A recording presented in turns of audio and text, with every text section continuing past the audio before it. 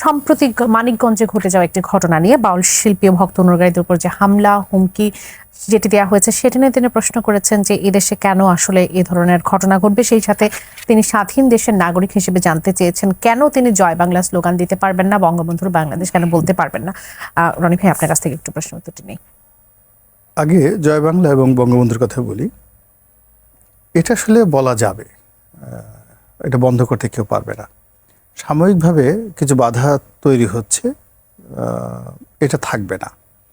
এর কারণ হলো যে বাংলাদেশের ইতিহাস, কৃষ্টি এবং কালচারের সঙ্গে কোনো রাজনীতি নয়। বঙ্গবন্ধু এবং জয় বাংলা যে স্লোগান এবং মুক্তিযুদ্ধ, এগুলো যে একটা অন্যটার সঙ্গে এমনভাবে জড়িত।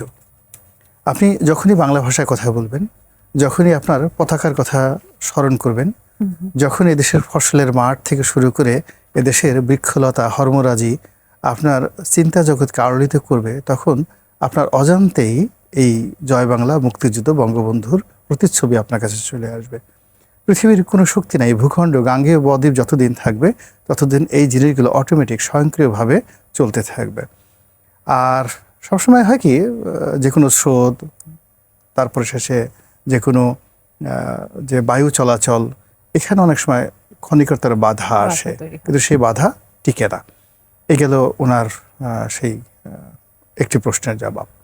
দ্বিতীয় প্রশ্নটা হলো যে বাবুল সরকারের সঙ্গে যা কিছু হয়েছে, এখানে উভয়টাই আসলে অজ্ঞতাপ্রসূত।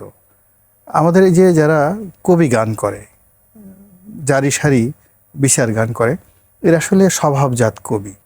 আমাদের দেশে যেমন পদ্মকে মিলিয়ে একটার সঙ্গে একটার কথাবার্তা বলে গল্প তৈরি করা, মানুষকে আকর্ষণ করা, এবং অডিয়েন্সের লেভেল, তারা যাদেরকে উদ্দেশ্য করে মানে এই গান করে, কবিতা রচনা করে, তারপর গীতিনাট্য করে, তো ওখানে তাদের উদ্দেশ্য থাকে যেন তাদের দর্শকরা এন্টারটেন হয়। এবং দর্শকদের এন্টারটেন করার জন্য আপনি একটা সময় চিন্তা করেন, গ্ল্যাডিয়েটররা একে অপরকে মেরে ফেলতো দর্শকদের এন্টারটেন করার জন্য। তো ওখানে পুরো জিনিসটাই হলো এটা একটা বিনোদন জগৎ, এখানে কোনো সিরিয়াস কোনো বিষয় নয়। এখন আমরা পুতুল নাচ দেখি, আমরা একটা কার্টুন দেখি, তো বুড়ো বুড়ো মানুষ কিন্তু একটা টম অ্যান্ড জেরির যে মানে খেলাধুলা, এটা দেখে সে খিলখিল করে হাসছে। হয়তো জীবনে সে সচিব ছিলেন, মন্ত্রী ছিলেন, বয়স 80 বছর হয়ে গেছে, সে নাতনির সাথে বসে বসে টম অ্যান্ড জেরি দেখছেন।